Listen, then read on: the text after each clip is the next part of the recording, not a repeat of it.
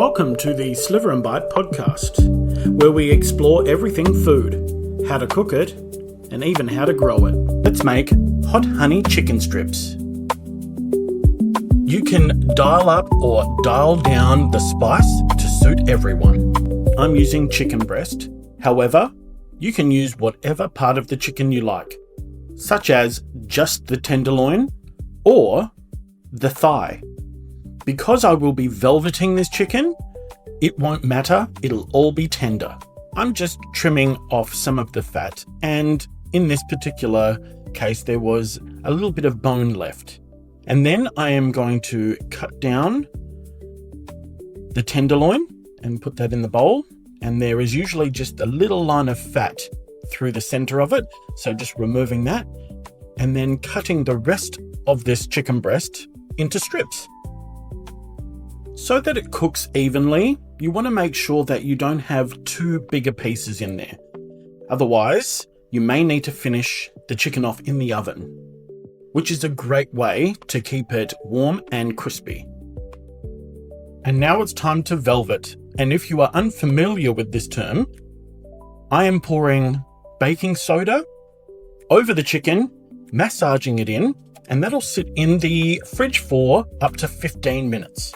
This will tenderize your chicken express for you.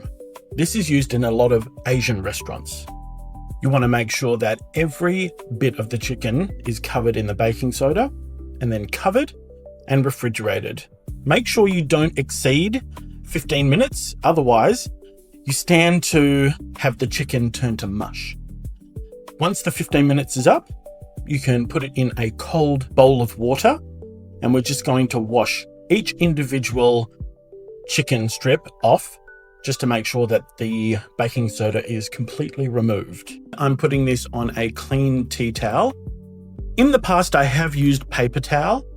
However, the paper towel, once it gets wet, starts to lift off onto the chicken. And as long as you put the tea towel on a hot wash, it will kill any bacteria. Now it's time to thoroughly dry the chicken. Make sure that there are no water droplets on it. And that's just off to the side while we get the marinade ready. We're going to go in with some Greek yogurt. And now pouring in my plate of flavor. We're going in with some cayenne pepper, smoked paprika, onion powder, garlic powder, and salt. However, you can let your imagination go wild and put in whatever you like. And then mixing that thoroughly. You can actually use this mix to tenderize your chicken. You just need to make sure that you prepare this the day before and let the chicken sit overnight.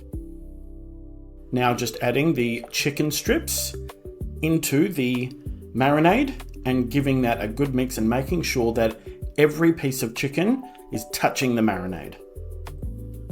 And we're covered with some cling film or a lid and placing in the fridge. Because I've already velveted, I would have it in there for up to 2 hours. Now it's time to get ready for our coating. I have some self-raising flour and just sprinkling over some corn flour. This will assist in crisping up your chicken. And then this plate of taste is hot paprika, salt, pepper, cayenne pepper, and some oregano. And mixing that well. And whilst I've been preparing that, I have had the oil on, and I'm bringing that up to approximately 170 degrees Celsius. You want to make sure your oil is at the right heat. Otherwise, you stand to overcook the outside and have raw chicken on the inside. So now we're going to get the dredging process going. So just picking up a piece of the chicken, wiping off just a little bit of the yogurt coating, and then rolling that around in the dry coating. I'm using a fork and some tongs here. However, you could use your bare hands or you could glove up. I have a wire rack over a baking tray. This will go into the oven and that will allow the inside to cook and also keep the outside nice and crispy. Once you drop the chicken into the oil, you want to make sure you don't go ahead and touch it too soon. You want to make sure the coating crisps up enough that it doesn't fall off. And also going in with my digital thermometer just to make sure that the temperature is at the right temperature.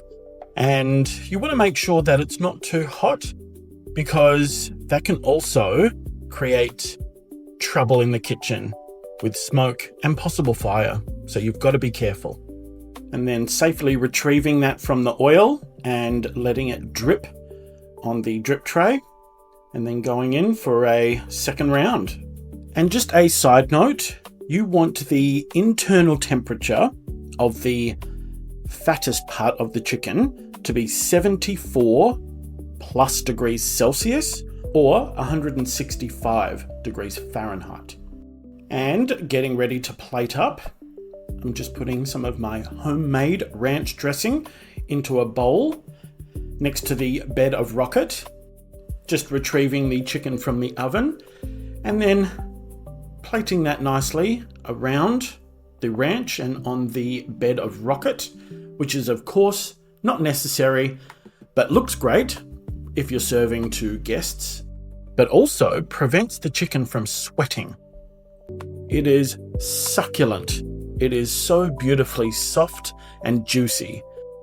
Now getting some of my hot honey, which you can click the link above to make your very own, and drizzling over and dipping into some of that ranch. What a dish.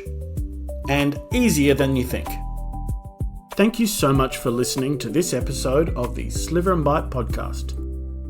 Please don't forget to like, subscribe, and leave a comment. You can head to sliverandbite.com.au to check out this and so many other recipes. You can also head to YouTube and find me at Sliver and Bite TV, where you can find real-time cooking tutorials and cook along with me. And just remember, if I can cook it, you can cook it too.